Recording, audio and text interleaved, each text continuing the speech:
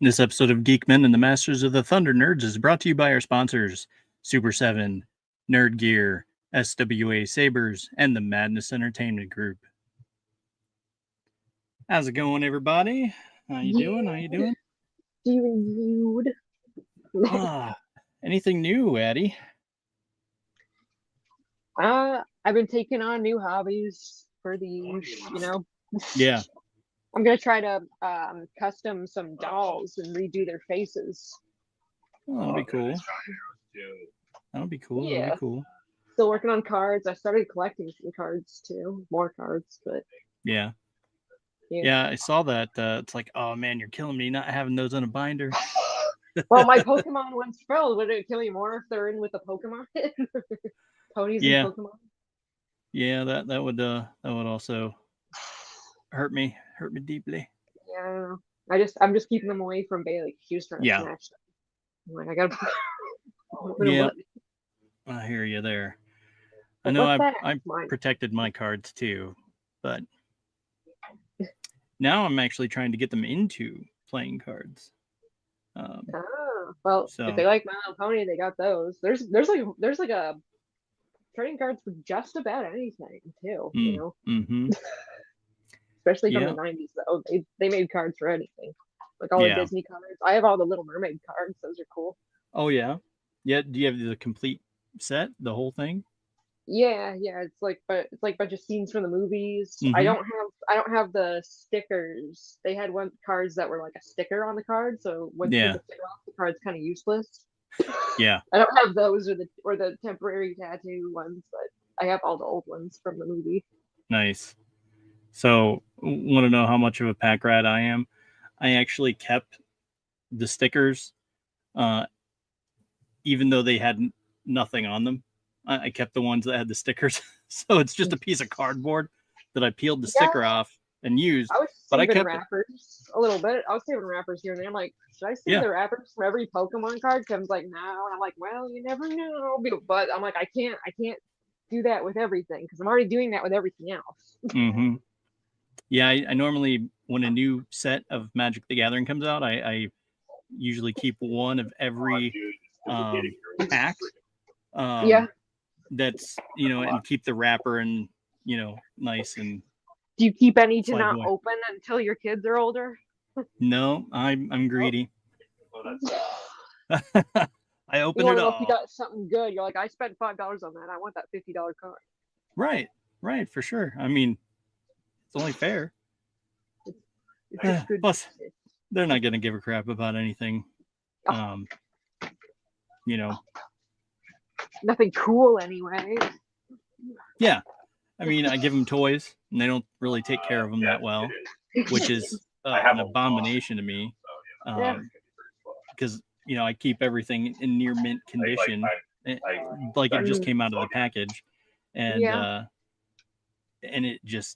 it hurts me when I see like the cards are just laid out on the floor or their toys are like all over the place, and it's just like I pick it up and straighten all the limbs out and make sure it's nice, and then I set it down. I brush all Bailey's doll's hair once in a while when she plays with them a lot and they get a little ratty. I'm like, you're gonna let me fix their hair, okay? Right. Oh man. So I mean, I've bought them like a Castle Grayskull, one of the new ones, not for the movie, but for when Origins came out, and so I got them Castle Grayskull and a few of the figures, and they loved them for a little bit, and then it just became, something to clutter up, something they cluttered, and it's like well, you're not getting rid of that. I'm keeping it. If you're getting rid of it, I'm keeping it. There's no in-game ads or in-game purchases. Is it even worth your money anymore? Right. I don't know. Ghosty, you with us yet? I was just gonna doodle here. All right. Oh my goodness, you dropped your cracker. Oh no. Finally cleaned my desk. I think, was I still telling you last time? I actually cleaned it. Oh, nice. It looks all shiny. Well, I know you were talking about like, oh, I need this over here, that over there. Oh yeah, I did. Basically, I shoved everything I don't need underneath here.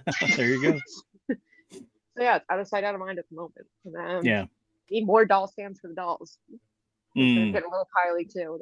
I need like to level up. Yeah. Yeah, I would like to do that too. Right now, I just have everything everywhere, but it's like within reach.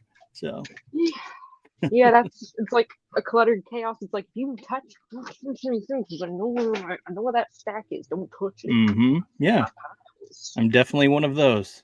It's like I know it's on my desk somewhere. I know it's in this pile. Yeah, it's over here.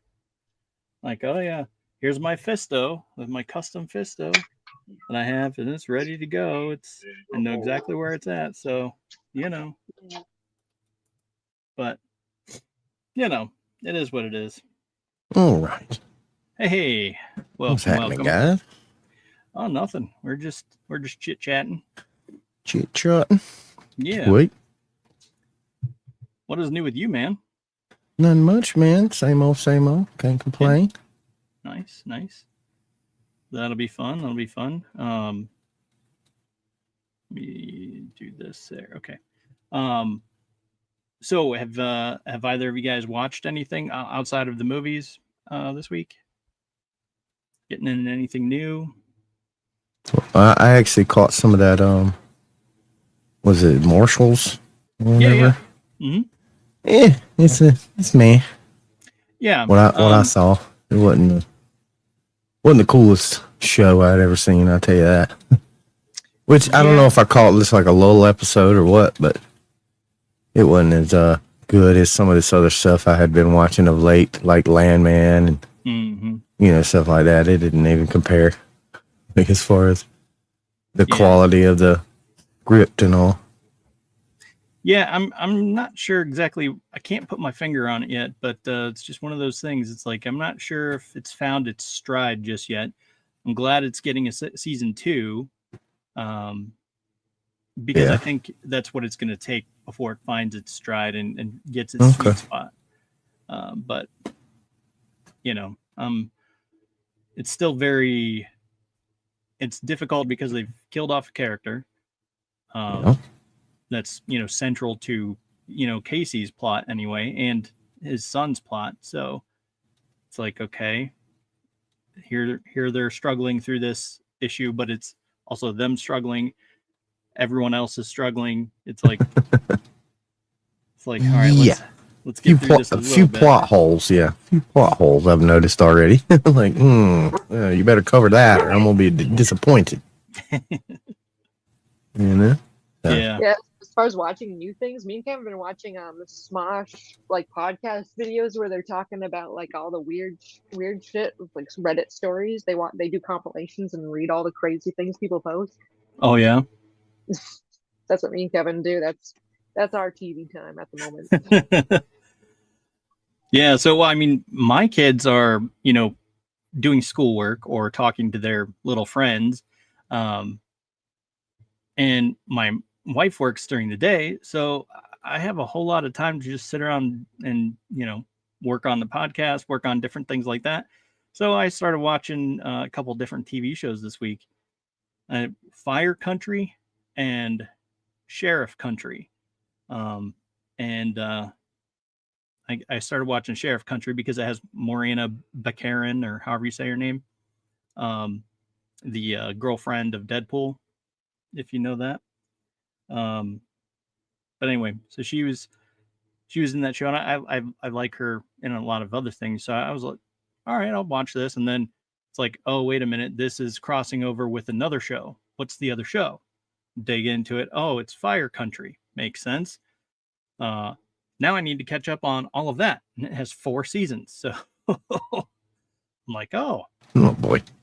So yeah, I'm plowing through those shows at the moment, and and then just the normal stuff. High Potential, Will Trent, Rookie, Tracker, Marshalls, stuff like that.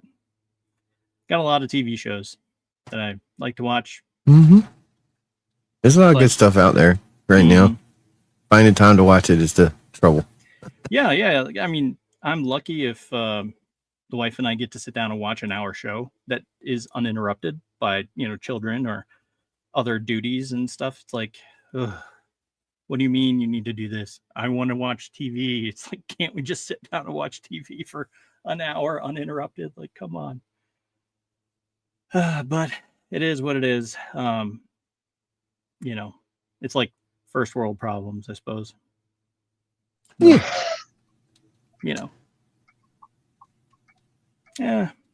But yeah, so anything else new with you guys? No, I hadn't got a chance to watch too much new stuff lately, but got some things on the list.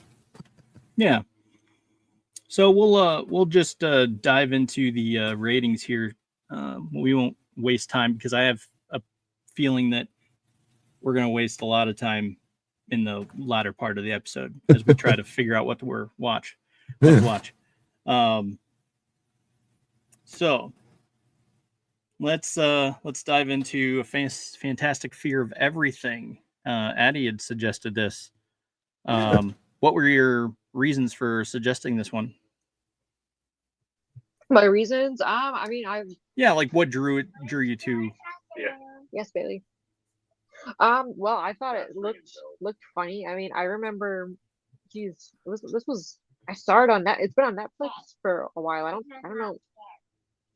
Where did you find it? Because I don't think it's on Netflix anymore. Yeah, we found it on Tubi. Oh, okay, yeah. Think you can hear it? Oh, you gotta press the middle button again, Bailey. Okay. But yeah, I watched like clips of it, and it just looked funny, and I was just looking around at weird things to watch. So I like weird movies. I got it. I was raised to watch weird movies, I guess. My mom would find the weirdest indie films to watch, and we would have no idea what they are. And she would just go, "Let's watch this." Oh, that's fair. I mean, we aren't opposed to watching weird movies. I know. It's kind of all suggest. Back in the day. What was that? I mean, that's basically all I'm ever going to suggest. Is all I ever really watch weird movies. Sometimes creepy, mainly weird. I like weird, funny. Yeah.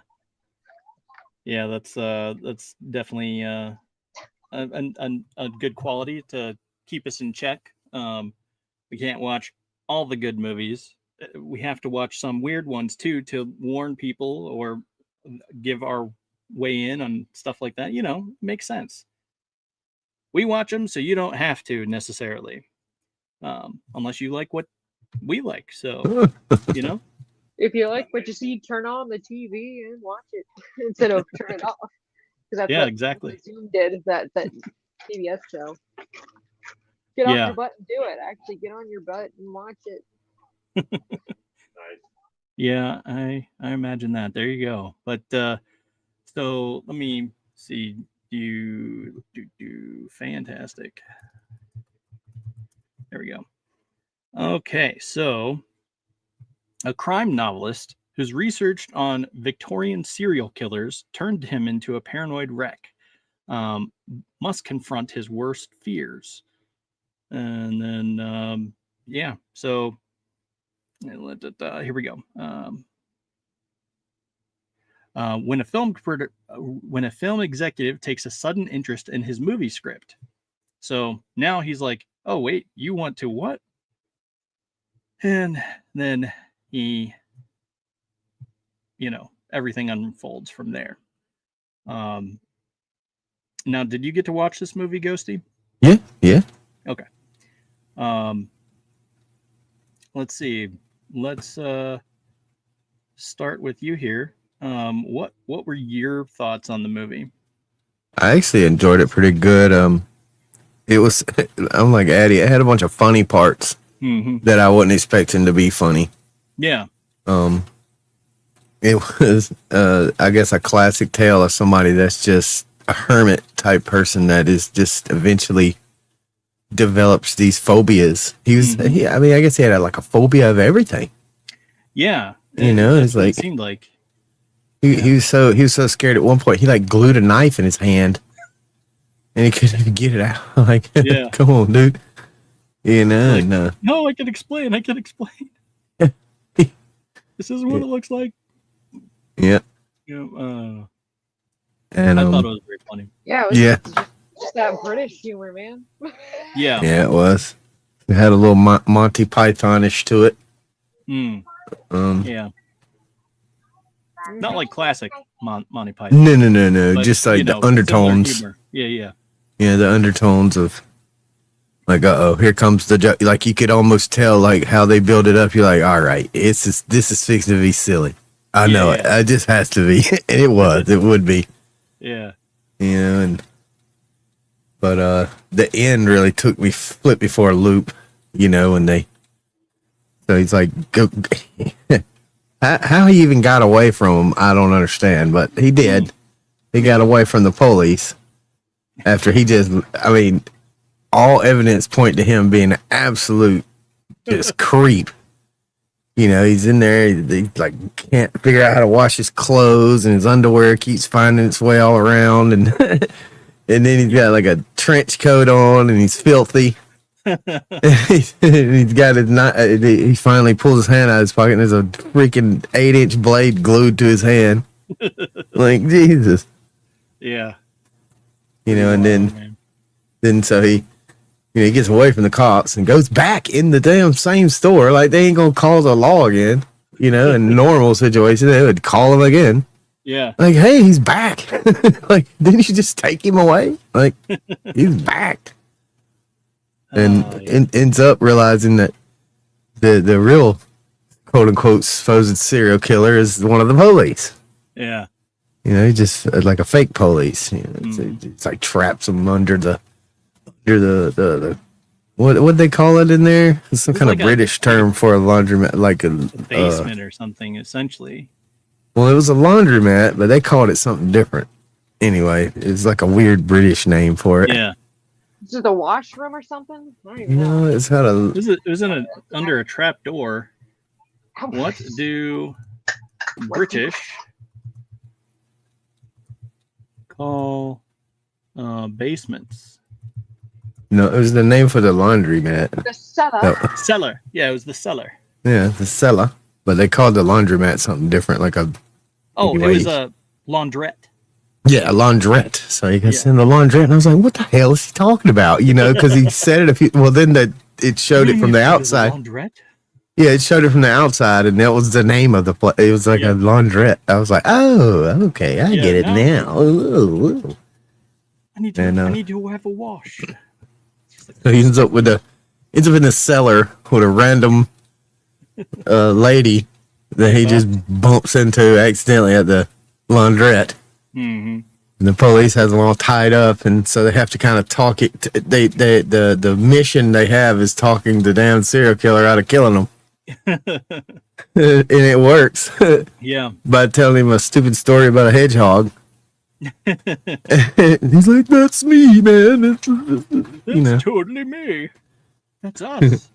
What you don't know, it's actually us. I was too was abandoned as a child. That's my life, man." That would have been really fun if they actually were brothers. I was half expecting him to find his mom or something. Just yeah, I don't know, coming back to pick up the clothes or something. Be like something weird and Britishy, like, oh, what you doing standing around there for? We're gonna go home now. Like, come on. He's like, Mom, I'm 45. I haven't yet. I thought it was pretty funny because the one guy, he's like telling his story, and he's telling them how they just basically locked him in the cellar. Yeah. Like, I used to hang around here, but then Mom would lock me in the cellar. Like, what? Yeah, his grandma. Good Lord, man. Yeah. Don't you talk about my nan or whatever. Yeah.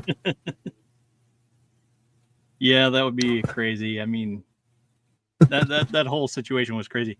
I too thought it would have been funny if they ended up being brothers, or at least were thought like cousins or something. Oh, it's like a crazy random happenstance or whatever. They both have been in the same place. They didn't see each other there either, except one of them did, but they didn't really remember him, I guess. Yeah. Just like, why? This is does this contribute to the plot? I guess. Whatever. Yeah, because wasn't the main guy like like, oh man, you were there that one day when I freaked out at the laundromat at the laundrette.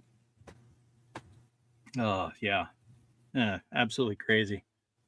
But it was good nonsense, good British fun, humor and all that. You want to go around and rate it here? Yeah, I gave it a solid 3. Yeah, I enjoyed the movie. Oh yeah.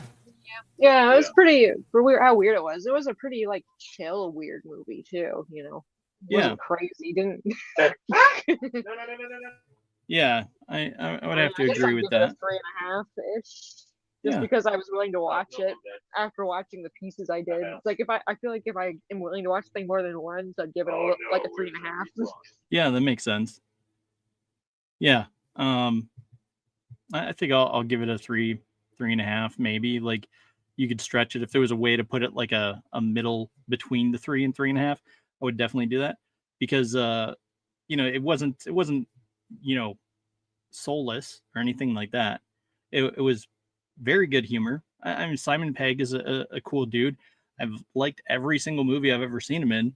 I just have to be in the mood for Simon Pegg. Does that make sense? I agree. Yes. Yes. It's like, okay, funny guy, like him in everything I've seen him in. I enjoyed Hot Fuzz. I enjoyed Shaun of the Dead. I enjoyed the Mission Impossibles he's been in, and it's like I enjoyed Star Trek. You know, he's in Star Trek too. So it's like I enjoyed those movies, but at the same time, it's like I need to be in the mood to watch his movies.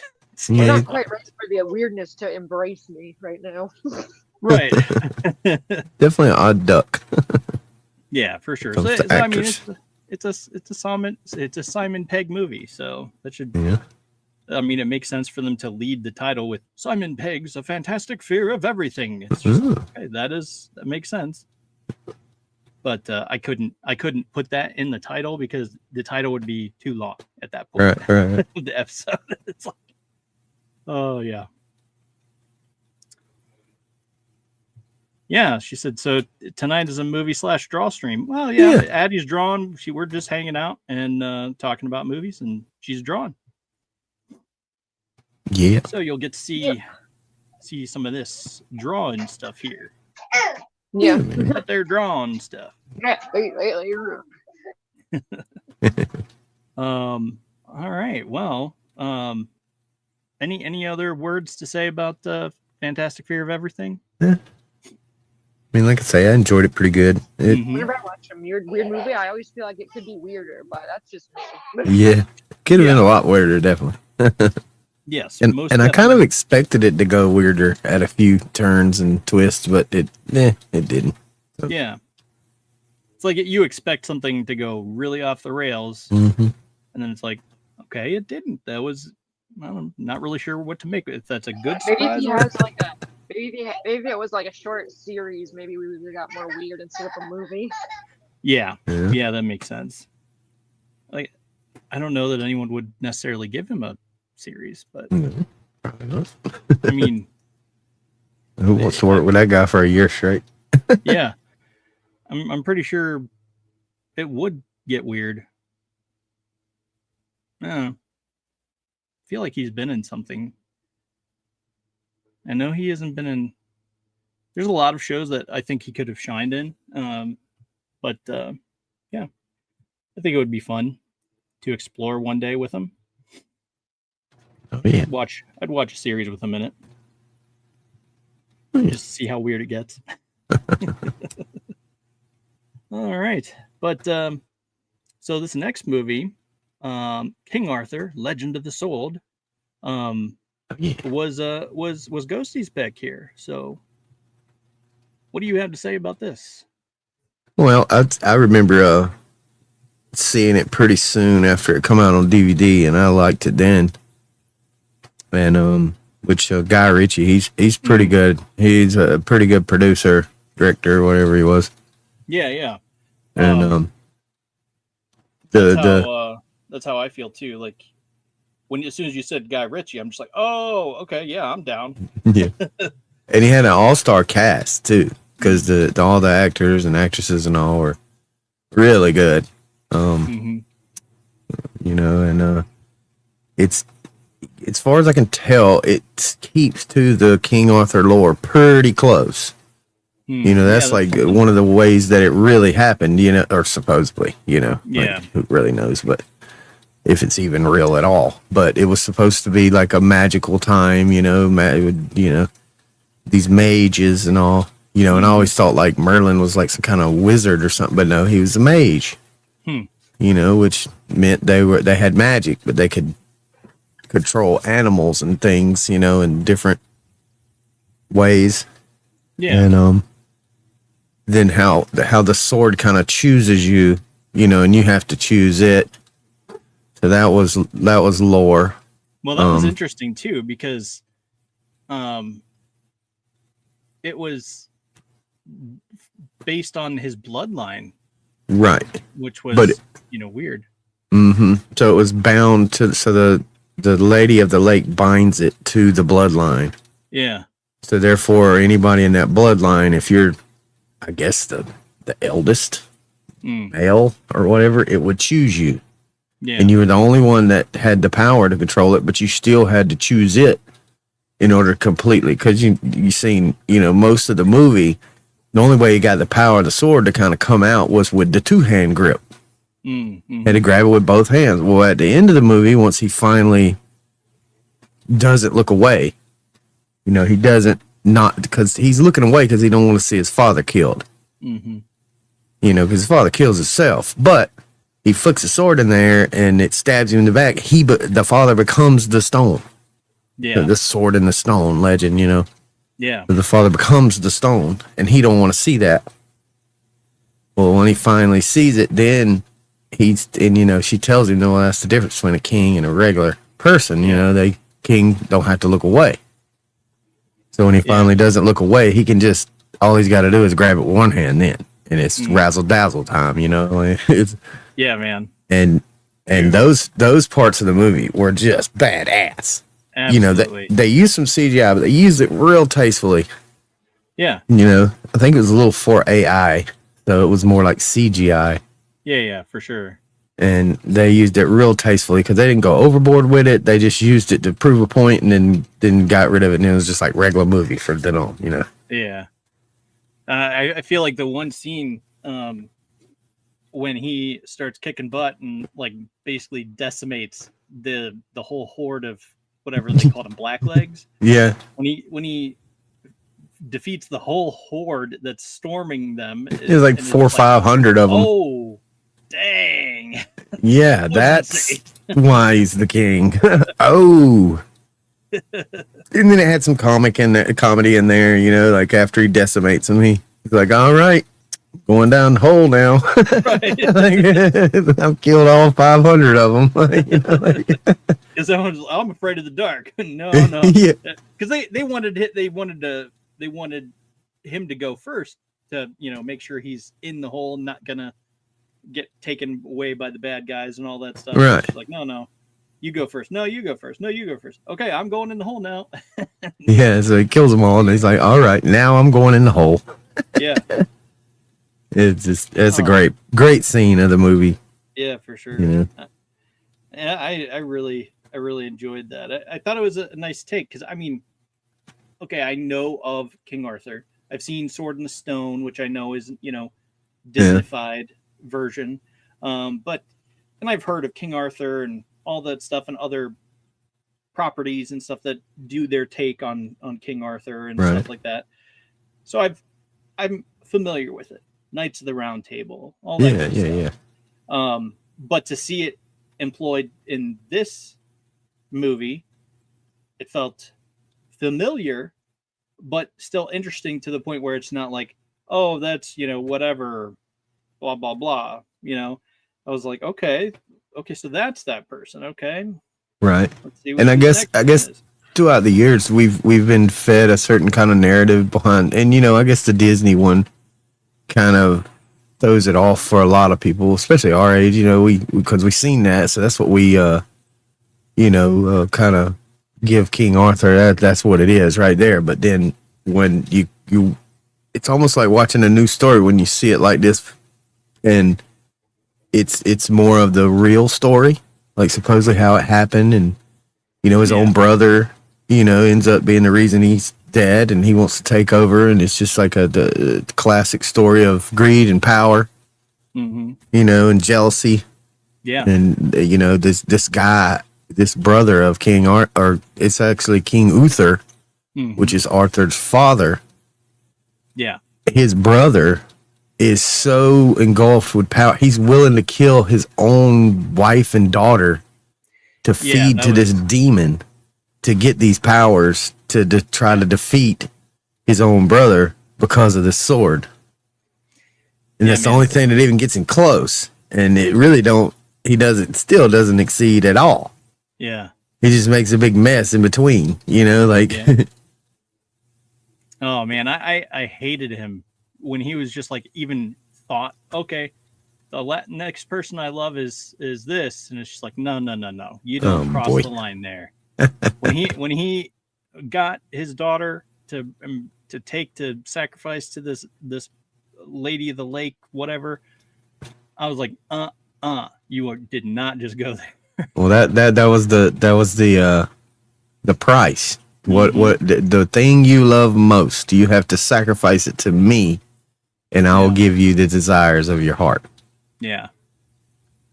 So he's as good as dead in my book. Yeah. So when that happened, which is just wild, and I love the magical aspect behind it. How there's good and evil, and then there's this kind of good and evil. Stuff that's just beyond comprehension, but it still seems like it could be a thing, or based off a thing where it was somewhat, because it also goes back to like Tower of Babel type things, like in the, as they build the tower, the power gets, greater. Head, Yeah, it's going to his head. It's getting greater in his mind, and he's gathering. He's gonna reach God by that point, by the height of that tower and stuff. Yeah, so it makes sense. Like I fully expected. I wanted to bring that up because it's like, man, it seems like it draws from that story as well. It's interesting. Yeah, he's trying to achieve his goals and loftiness and all that stuff by climbing this tower, and it's like interesting. Yeah, and even the demons were telling him, like, with every level you build on your tower, doesn't your power get greater? With every conquest you conquer, doesn't your power get greater? Isn't that what you wanted? That's what it sounds like when you when you play those games and stuff that say win money, and you got to do one more step. You got to do one more step. Yeah. You got to keep giving money to get another step, another penny. You got to level up, and then you don't get anything. It's like, you're cutting my Temu dreams here, Oh my gosh, it was having me on a wild goose chase trying to like do all these things. I'm like, yeah, no, I'm not. Yeah, once it gets to like here you have to buy this thing in order to achieve these 5 things. Okay, sure, I'll give you $5, and then all of a sudden it's like, now you need to spend $100 more to get all of this, and it's just like, okay, no, I'm drawing the line. I'm out. Yep. I'm out. Satan's just running all these Monopoly apps. Yeah. Yeah. Absolutely wild. Another really fun part of the movie to me is when he goes to that Badlands place or whatever. Yeah. And she's like, he wants to think big. We'll give him something to big think about. There's like giant rats and bats and snakes and shit everywhere. Yeah. And he has to like battle his way up this mountain to get to a altar. And that was pretty strange how they made the altar like a pretty good signifier in the movie of power. The altar, he has to touch the sword to the altar, and in the evil king's tower there's an altar, and there's always this altar, where you, and what do you do at the altar? You sacrifice, right? That's what an altar's for. So it's just strange how it's centered around that. And then when he finally defeats him, breaks the altar, so it like breaks the spell, which is cool.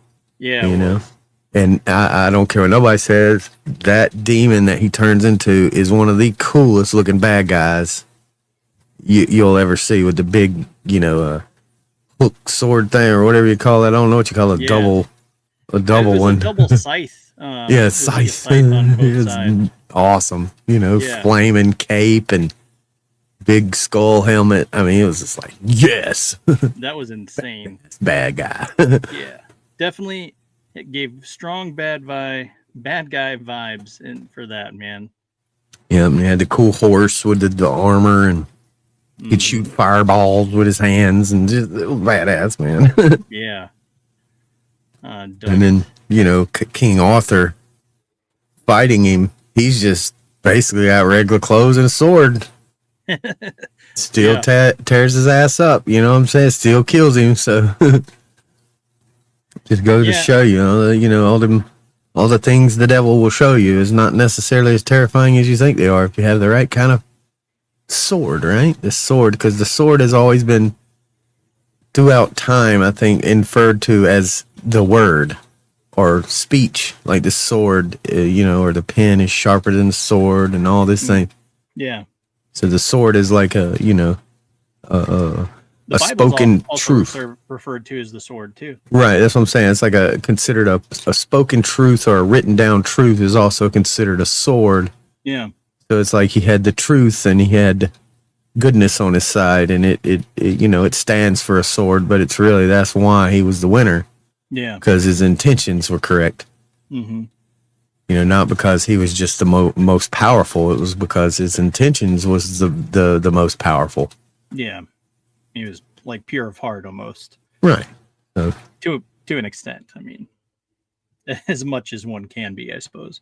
Yeah, he still, grew up, in a brothel and raised by whores, and then he ran the brothel with an iron fist. So, and the beginning of the movie's real cool too, because the plot has, it gives you all the background.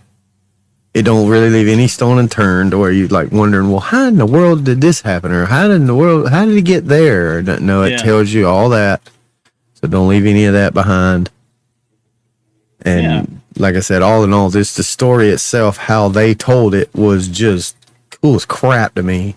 I mean, it's a movie. That movie I've watched many times, and I always enjoy it. I was just gonna say, I was looking up stuff about like behind the scenes type things. Yeah. And one section I found was saying that this was supposed to be a trilogy of movies, maybe even the 4 movies. Grow into 4 movies, but it flopped at the box office, and I think that is entirely because of the generation that grew up with Sword in the Stone and like, that's not King Arthur. Yeah, but see, what they don't realize is that's actually way more lore in this movie. Exactly. So it was like hearing a whole brand new story when you first see it, because you're so used to the other way they tell it, where they make it even more fantastical and weird. Yeah. And bubbly almost, where it wasn't necessarily. It was complete and all out war the entire time the man was alive, until he finally is able to control the sword as he pleased, and then that created peace. Yeah. And pretty wild. And they tell you throughout the movie, even the demon squid lady, her little minions tell him, like, anytime there's good, there's always evil, and anytime there's evil, there's always some good out there. Yeah. It's a balance. It's always there. So you can't defeat either. Yeah. So as the evil grows, so does the good. As the good grows, so does the evil. So he asked the lady, well, why did you reveal the sword now? I'm not ready. My tower's not complete. And she's like, hey, you're stronger. Therefore, it has to balance out, which is why the sword got revealed. Like, I didn't reveal it. It's the side of good. I have nothing to do with that side. Yeah. The only thing I wish they could have maybe done was bring Merlin in.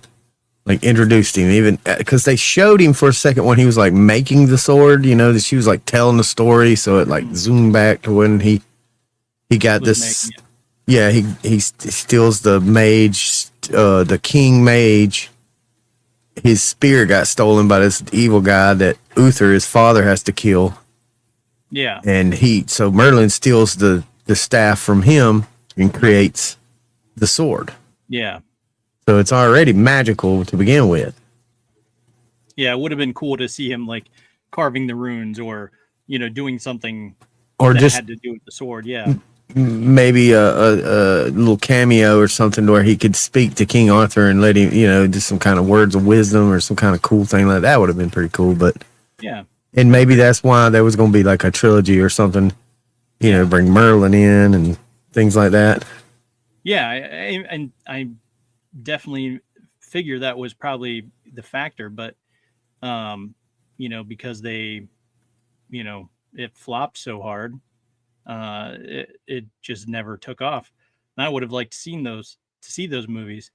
It's a shame that you know, Guy Ritchie isn't able to you know, complete that someday.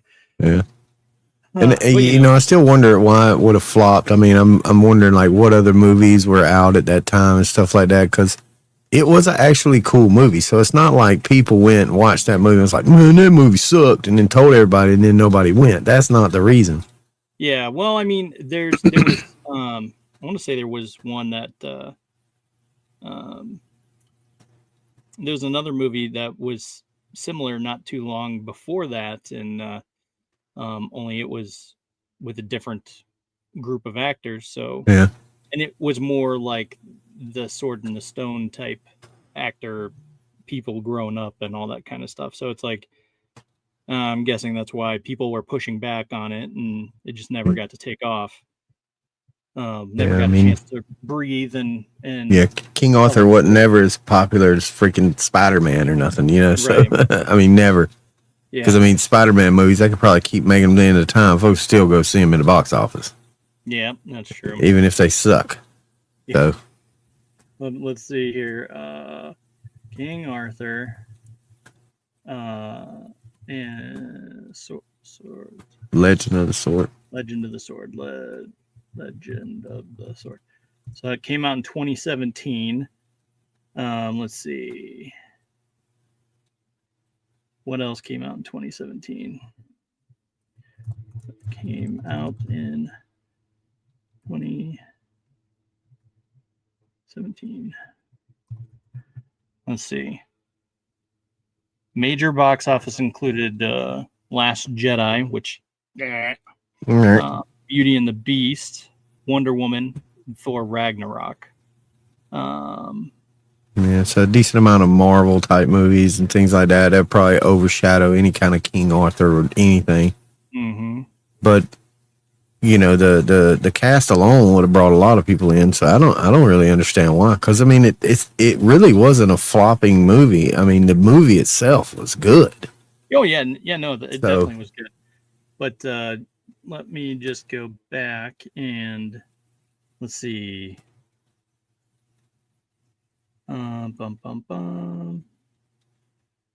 Let's see. Where's the? I want to get to the thing. Just give me the thing. So it got a 31% on Rotten Tomatoes. Yeah. I don't understand it. I mean, even if it was completely just a made up story in all ways, it's still a really good movie. Yeah. I mean, it's a good watch if you like action movies and stuff and a little bit of comedy. And so let's see here. it had a great ending. It had all the things. It's not like it had a real crappy ending or it was just lull for 45 minutes until the action started. There's none of that. Yeah. Well, I mean, the good news is it says don't listen to critics, and it says underestimated. I got a 6.7 on IMDb. Yeah. Let's see. Where is the dun, dun, dun. I wonder how soon it was after okay, so its budget was estimated 175 million. opening weekend, US and Canada, 315. So how the hell was that a flop? Is 149. But yeah, if you look at other places, it says that it was a flop. Like, especially if you go up to trivia, it says it was supposed to be the first installment placed of a 6-film series. Ooh. Those plans were scrapped after it bombed at the box office.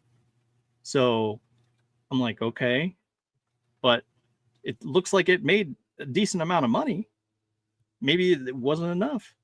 I don't know. Maybe it just. I'm thinking that it didn't get the turnout they wanted. Maybe the first week or two. Yeah. And there was probably something else out in the movies right then that was everybody was wanting to see that everybody went to see instead. And that's why they considered it a flop, because it just wasn't like instant money. Yeah, instant tons of money. I don't know. Because like I said, nothing about the movie like was crappy. So it's not like everybody went and told their friends, don't go see that piece of crap, you know? Because I think that would have been a cool movie to see on the big screen, especially, you know? So he said, let's see, Guinevere was originally going to be part of this movie as Arthur's love interest. However, Guy Ritchie said he couldn't give that storyline enough screen time, so the character was rewritten and became a mage. So it's interesting. So the lady mage, which I thought was Guinevere, they just didn't name her, right, was gonna, so it looks like that was the case. But apparently Charlie Hunnam lost like 20 some pounds during the last season of Sons of Anarchy, which came out in 2008. And it says during auditions, Guy Ritchie was very bothered by his look, though he looked like his performance, and asked him 3 or 4 times about the process about his poor physique. Hunnam said Ritchie brought it up so often. For the 4th time, he said, "Look, dude, you keep bringing this up physically. It's obvious your primary concern. So if you want to do away with all the auditioning bullocks, I'll effing fight one of those other 2 dudes. I know who they are. You can bring them both in here. I'll fight them both. The one who walks out at the door gets the job." Hunnam won the role after saying that. I don't know what he's talking about. He had a poor physique, because he looked pretty freaking chiseled to me in that movie. So, I mean, he doesn't. He said he was gonna, saying he would do like 500 some push-ups every day for the role and all that stuff. Right. But, at some point, he clearly wasn't. He wasn't no Henry Cavill. No. At the time, but I think he after watching that movie, I really think he would make a good Green Arrow. It's like, dude. Oh yeah. James Gunn, you're not doing it right if you're not looking at him to do a Green Arrow. Yeah. But I don't know. C'est la vie, Anyway, I really enjoy that movie. I don't think there's any, I think there's one F word in the whole movie, and that's the only thing that you could point to say, maybe it's not a quote unquote family movie. But it goes by so quick, and by that time in the movie, you already hate that guy. Yeah. So the fact that he says the word, it just makes you hate him worse. It just makes you hate his character even more when he's like, "Do your effing job." Like, oh yeah, you had to throw the F word in. Yeah, I didn't even recognize that he said it, because I was just like, this was okay. Either I wasn't paying attention or close enough attention, but otherwise it definitely did go pretty fast. Yeah, so that's what I'm saying. I mean, there was no real nudity. There's a decent amount of violence. Yeah, violence, that's about it. Stabbing people and stuff, whatever. The only nudity was like the drawn boobies on the scroll or whatever. Yeah. But, it's like, okay. That was describing the octopus lady or whatever. Type characters. But it was a good movie. You want to rate it? Oh yeah, I give it a 4.5. Okay. I think it was exceptional. I've seen this movie many times. I enjoyed it every time, and it's definitely on the shareable scale. You could share it with any group. Yeah. and I think you would get good, because everybody knows who King Arthur is, but nobody has heard this side of how it's supposedly, quote unquote, really happened. So yeah, and when you first mentioned it, I was thinking of a completely different movie. So this was pleasant because I had never seen this movie before. So cool. I was down to see it. And I know Addie didn't get to watch it, but yeah, I didn't get a chance to. yeah. But I will also say that it gets a solid 4 stars for me because, like I said, it was so good, especially those like that scene when he's unleashing the fury of the sword on all those blacklegs or whatever they were called. Yeah. Like, oh my, it just got real. Freaking awesome, man! I'm telling you. Like I said, from the get-go, they had those huge elephants that were just completely destroying everything. And that's what I'm saying. Oh my gosh! There's no lull from the time the movie starts until the movie ends. It's almost 100% pure action. The entire movie, or each and every scene, has something to do with advancing the plot. Oh yeah, totally. It's no lulls in the movie. It's no just like, well, they could have edited that out. That I don't even know why they left that. That was stupid. No, each and every scene had some kind of relevance to the plot and the grand theme of the whole movie. Mm-hmm. So it was well done, very well done. And like I said, they used CGI, but I feel like they used it really tastefully because they only used it when he was using the sword or when the mages would talk to the animals. And like the giant eagle flying with the snake and stuff. I mean, of course, that was CGI, but it was so cool. You mean that wasn't real? There aren't animals like that are real. No, I totally get you. I think Addie would like it with the magical aspect of the whole movie with the mages and stuff, because that's kind of what drew me to it. Was the magical aspect of it. It wasn't just like a regular story. It had all the fantasticalness to it. Yeah. So.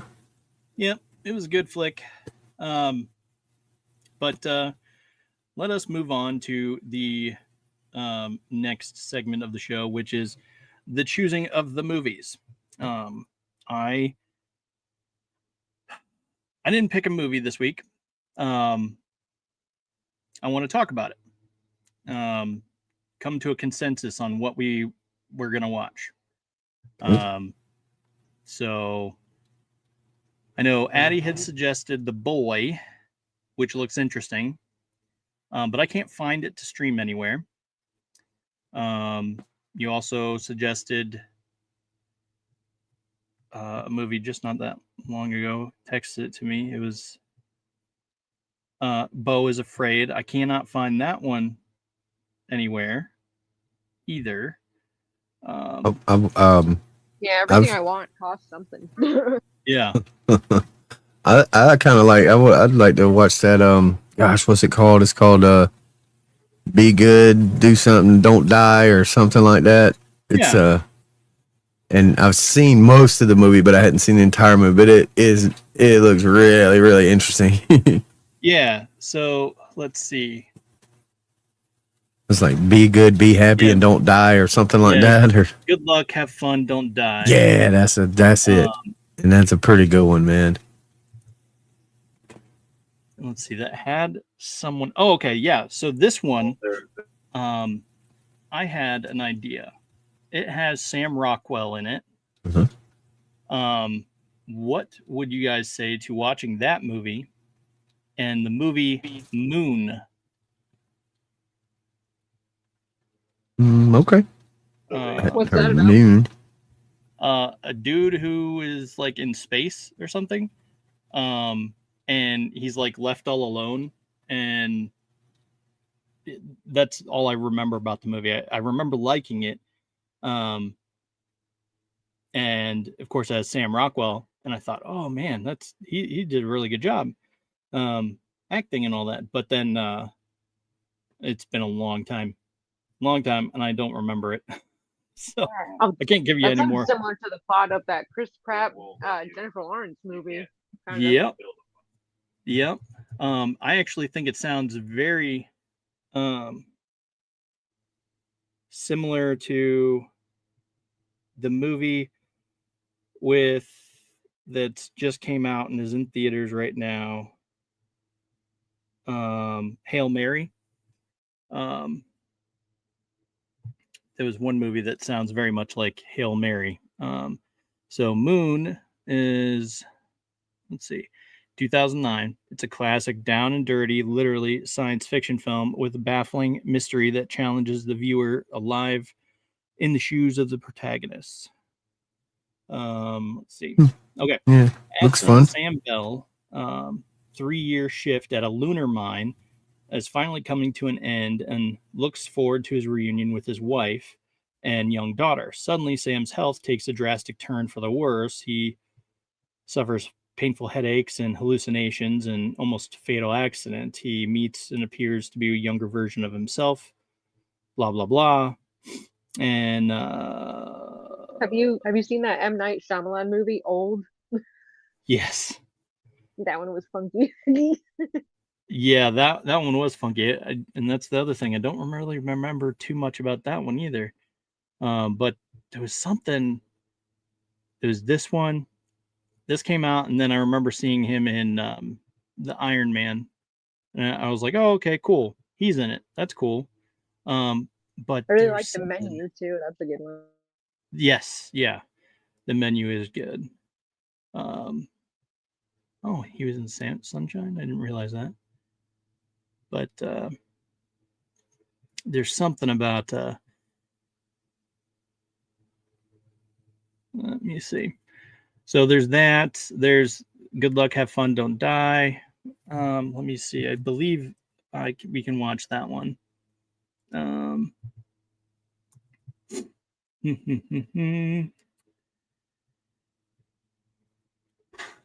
What was I doing? This is the problem with my brain. Come on, work. What was I thinking? Too many tabs. Yes. Plex. Let me see if it's on my Plex server to watch. So that's the other thing I was thinking. I kept thinking with the whole uncle and Arthur thing and how he's, King Arthur's uncle and all that stuff. It felt very much like a story of He-Man. Yeah. Because Skeletor is Keldor, who was King Randor's brother at one point in some storyline. So it's like, oh, that would be cool if they took inspiration from this and it's this kind of storyline too. It's like, the story of stories too, where there's the powerful sword, that rules everything, and as long as the good guy controls it, there's peace. Yeah, it's that classic, and He-Man's by far my favorite. Over top of any Ninja Turtle or anything like that. He-Man was the best ever, man. Yeah. I was He-Man for years. Yeah. Walked around in my tights, my stick sword. I was the man.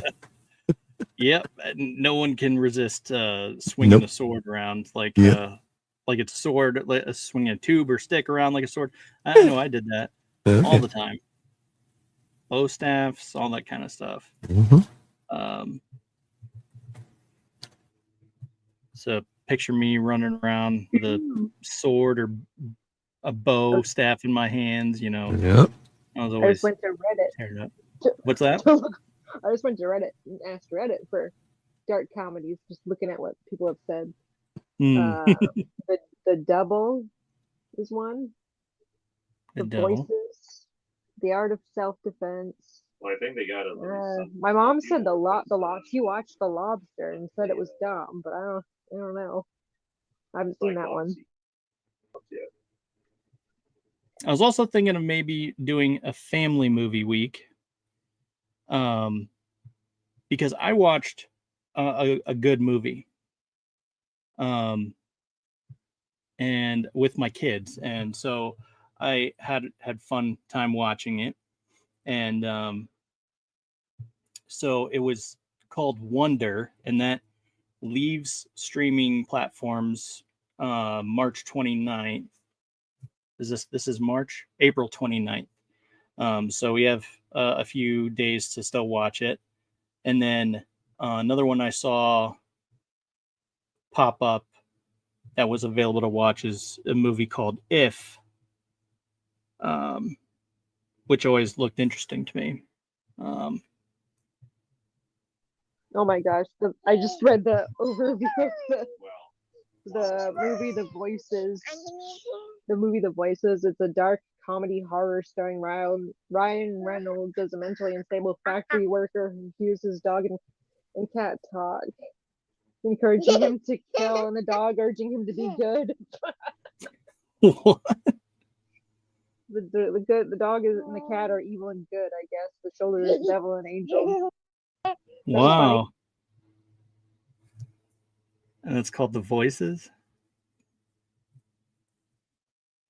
Yeah, it came out in 2014.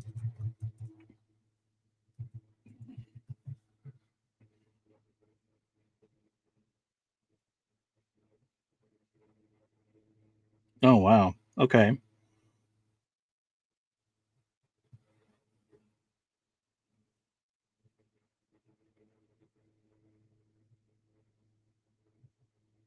Yeah, I hadn't heard of that one. Yeah. We could watch Frozen. Yeah. All right. The Voices, 2014.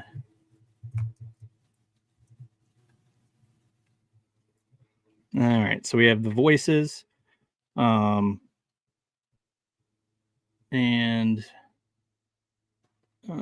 let's see. Oh, looks like that might be on Prime to watch.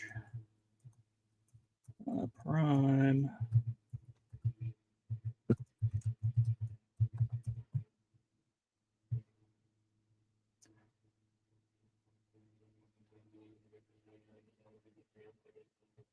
Okay, sure.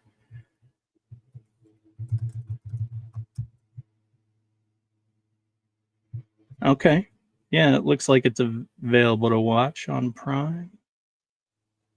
We could watch Frank and Weenie.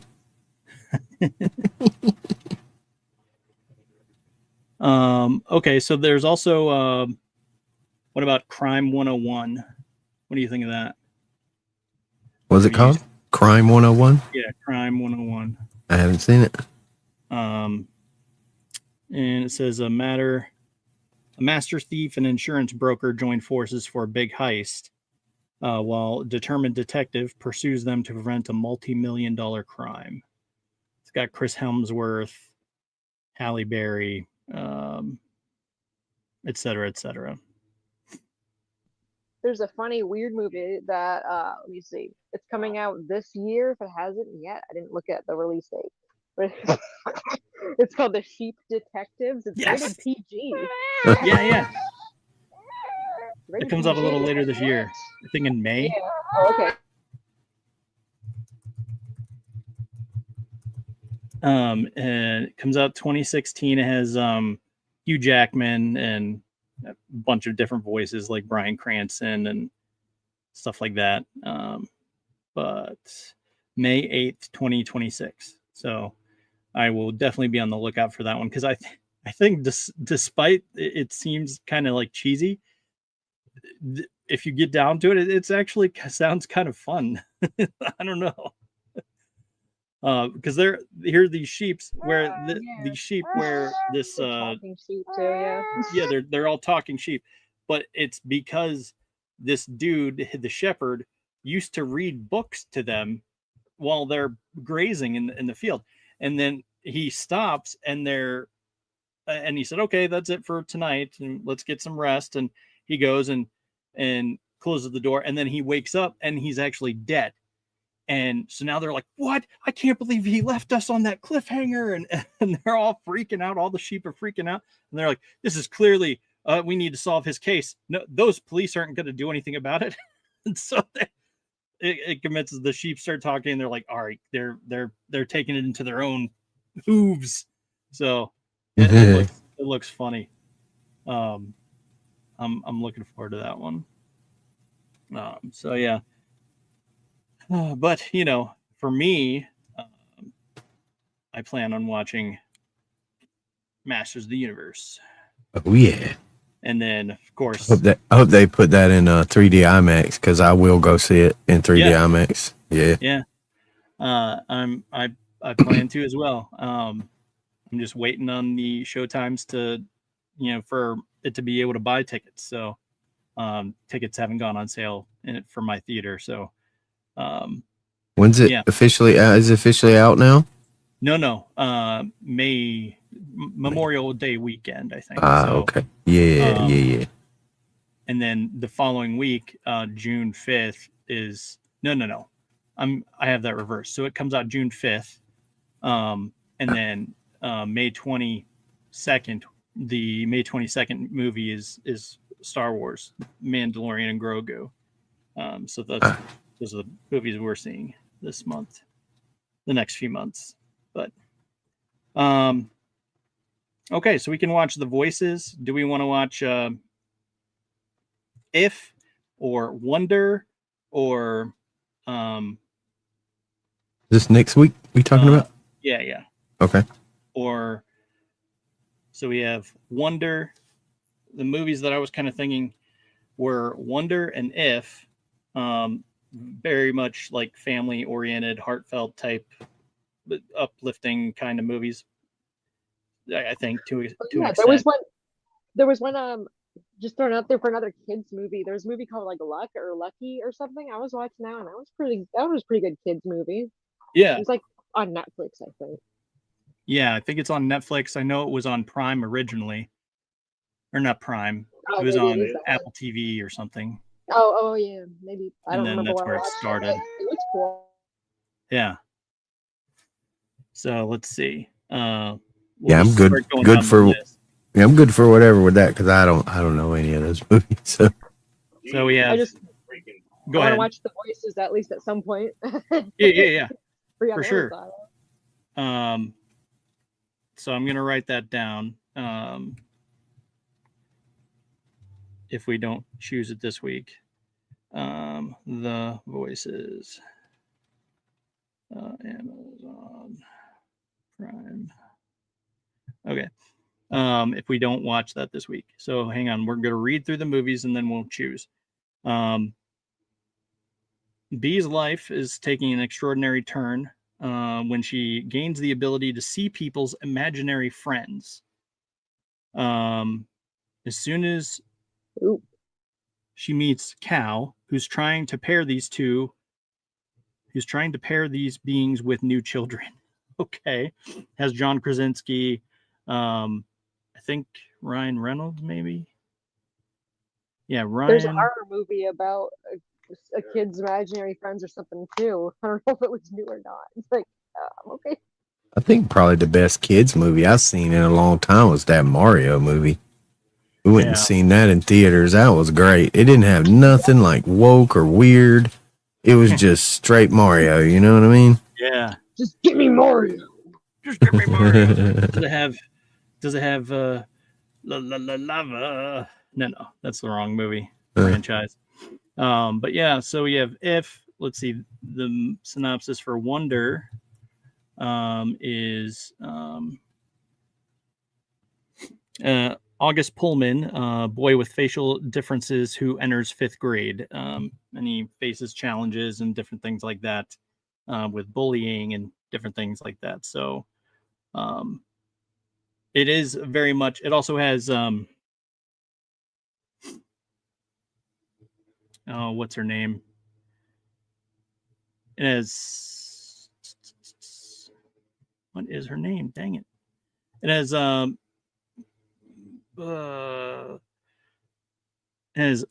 Owen Wilson, Julia Roberts. It has hello, my name is Inigo Montoya. Prepare to die. You know that he has him, whatever his name is, Mandy Patinkin. Yeah, so it has those folks in it. I watched it this past week with my kids. It was really good. I enjoyed it a lot. So we can watch that, or then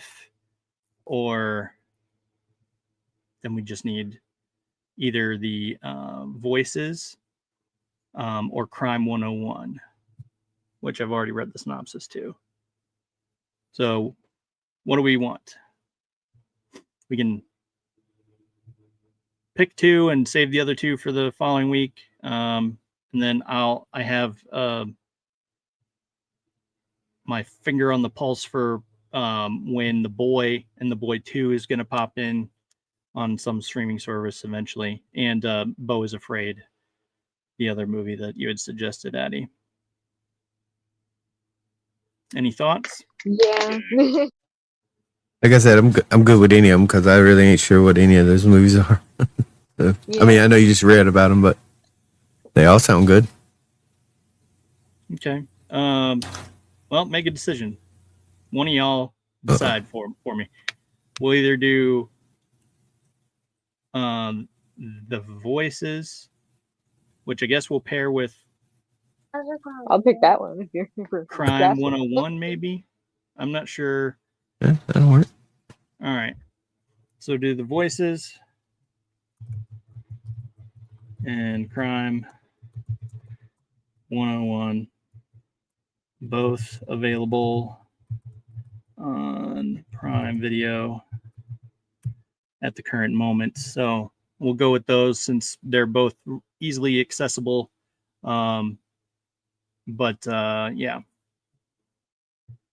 Yeah, we'll go with that for next week. All right, man. Sounds like a plan. All right. All right. Addie, you have a show tomorrow, right? Yep. Tomorrow at 4 to 5. Sometimes we've been doing a little longer than 1 hour. I'm not sure what the steady time will be. Okay. But 4 to 5 at least. EST. Okay. Cool. All right. So we had a show tomorrow with Addie. And then on Sunday, we have Talon Crew, where Ryan and I go back and watch an episode of Smallville and 2 episodes of Power Rangers. We're currently on the first season of Smallville, and we're watching season 6, Power Rangers in Space, the franchise that single-handedly saved the franchise from cancellation back in the day. Thank God. And so, yeah, we're watching those currently, and we're on like episode 20 something or other of Power Rangers. So we'll be watching those Sunday. And then on Monday, I don't have anything. Monday Madness, maybe we have a guest on. Yeah, we have the movie guy Monday. Yeah. You and get his name. I forget his name too. Dang it. Damn it. And anyway, he's an independent movie producer, and he is fantastic. So tune in Monday at 7 p.m. Eastern or 6 p.m. Eastern for Monday Madness. This guy's awesome. Yeah. He actually made the movie that we currently have airing on the network. And it was Montana Free. It was Montana something or other. I'm really sorry. I'm getting it all messed up in my head, but Missouri Breaks. Missouri Breaks. Damn it! I was close. Yeah. So yeah, it's really good. Oh wait, no, he says he'll be here 4:20. Oh, 4:20. Okay.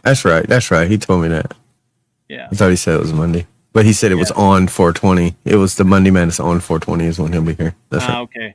So we have Jared Chrisman and Daniel Riley. Sweet. Monday. So yeah. And then Tuesday we will be interviewing DM Ray. Addie and I will be interviewing DM Ray. Yeah, he's a cool guy. I met him. About his Madcaps, which is going to be releasing next Thursday. So we're excited to review those. Did you get those the issues I sent over, Addie? Oh yeah, I'll be able to go over those tomorrow. Yeah, cool. Yeah, and then afterwards is another issue of It's Frickin' Figures, and then we'll be back next Friday with Crime 101 and The Voices to review those. And yeah. So until next time, Thunder Nerds Ho. Ho! coming to Kalamazoo. An event so epic that it must be seen to be believed. A celebration so grand it spans 3 days. Kalamazoo Comic-Con. Join us April 10th through 12th, 2026 at the Kalamazoo Expo Center, 2900 Lake Street, Kalamazoo, Michigan. Doors open Friday from noon to 7 p.m., Saturday 10 a.m. to 7 p.m., and Sunday 10 a.m. to 5 p.m. Meet legendary comic guests like Andrew Petboy, Bart Sears, Bob Hall, Corinne Roberts, Dan Monroe, Danica Davidson, Paul D. Story, Randy Zimmerman, Roger Schultz, Scott Grosema, and Tim Seeley. They're all ready to sign, sketch, and share stories from your favorite comics. And that's not all. Rub shoulders with other special guests, including Blake Foster from Power Rangers, Daniel Logan from Star Wars, Hunter Dino from Power Rangers Dino Fury, Jason Douglas, the voice of Attack on Titan, Megan Shipman from My Hero Academia, Morgana Ignis from Hell of a Boss, Natalie Von Sistine from Dan to Dan, Tiffany Vollmer from Dragon Ball, Young Ye from Like a Dragon, Georgina Leahy, Christina Gailey, Christine McCulfer, Jesse Milo Miles, Kristen Simmons, and the amazing Pink Opal cosplay. Dive into non-stop activities, thrilling panels and Q&As, autograph sessions, photo ops with stars, a massive exhibit hall packed with comics, merch, and collectibles, artist alley showcases, epic cosplay contests, gaming tournaments, kids zones for family fun, and so much more to geek out over. Don't miss this ultimate celebration of comics and pop culture.